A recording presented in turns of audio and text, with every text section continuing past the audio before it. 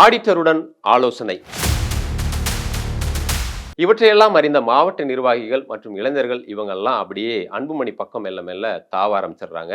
இதனால மருத்துவர் ராமதாஸ் அவர்கள் அடுத்த அதிர்ச்சி வைத்தியத்தை கையில எடுக்கிறாரு. அதாவது ஆடிட்டர் சுப்ரத்தினம் மற்றும் கர்நாடகாவை சேர்ந்த தொழிலதிபர் சுரேஷ் பாபு ஆகிய 2 பேரையும் மே 31ஆம் தேதி காலையில தைலாபுரம் தோட்டத்துல அவங்கள சந்திக்கிறாரு. அதாவது ஒரு 9:40க்கு தொடங்கின இந்த சந்திப்பு அப்படிங்கிறது கிட்டத்தட்ட 1 மணி நேரம் நீடிக்குது. அந்த 1 மணி நேரத்துல கட்சி நிதி, கட்சியினுடைய வங்கி கணக்கு இதை பத்தி எல்லாம் பேசுறாங்க. இதுல கட்சியினுடைய வரவு செலவு, கட்சி ஊழியர்களுக்கான சம்பளம் இது குறித்து காசோலையில கையெழுத்திடணும்னா கட்சியினுடைய பொருளாளர் தான் கையெழுத்திடணும். இப்போ கட்சியினுடைய பொருளாளராக இருக்கக்கூடிய திலகபாமாவை ராமதாஸ் அவர்கள் நீக்கிடுறாரு இல்லையா? அதனால புதிதாக அன்சூர் ஹுசேன் அப்படின்ற புதிய பொருளாளரை நியமிக்கிறாரு.